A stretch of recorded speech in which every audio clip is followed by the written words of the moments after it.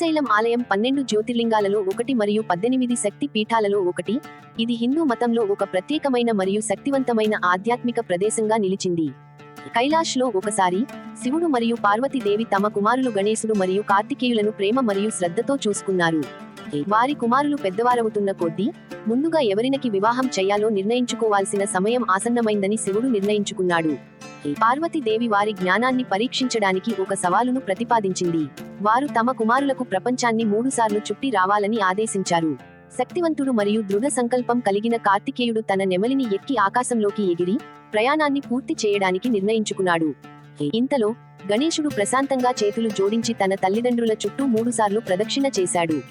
ముందుగా ప్రయాణాన్ని పూర్తి చేసే వారు ముందుగా వివాహం చేస్తానని అని శివుడు ప్రకటించాడు.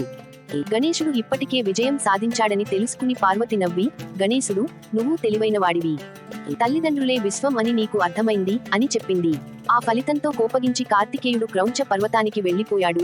అక్కడ ఒంటరిగా కూర్చుని ఏకాంతంగా ధ్యానం చేసుకున్నాడు. దృఢ నిశ్చయంతో అన్నింటికీ దూరంగా అక్కడే ఉండాలని నిర్ణయించుకున్నాడు. శివుడు మరియు పార్వతీదేవి క్రౌంచ పర్వతానికి వెళ్లారు. మా కొడుకుకు మేము కావాలి, నేను ఇక్కడే ఉంటాను అని శివుడు ప్రకటించాడు.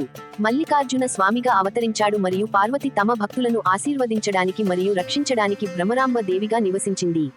శివ పురాణం ప్రకారం మల్లికార్జున అనే పేరు ఎలా వచ్చిందంటే, మల్లిక అంటే మల్లె పువ్వు, పార్వతీదేవిని సూచిస్తుంది. అర్జునుడు శివునికి మరో పేరు. భ్రమరాంబ అనే పేరు సంస్కృత పదం భ్రమర నుండి వచ్చింది, అంటే తేనెటీగ. భ్రమరాంబ దేవి కథ ఒకటి ఉంది. అరుణాసురుడు అనే భయంకరమైన రాక్షసుడు చాలా శక్తివంతుడు. 4 కాళ్ల కలిగిన అరుణాసురుడు భూమిని భయపెట్టడం ప్రారంభించాడు. అతన్ని ఓడించడానికి పార్వతి తేనెటీగల సమూహంగా రూపాంతరం చెంది శక్తివంతమైన ప్రకాశాన్ని వెదజల్లింది.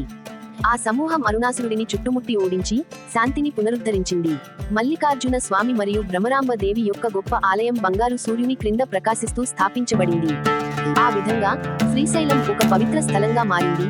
ఇక్కడ మల్లికార్జున స్వామిగా శివుడు మరియు భ్రమరాంబ దేవిగా పార్వతి తమ భక్తులను ఆశీర్వదించడానికి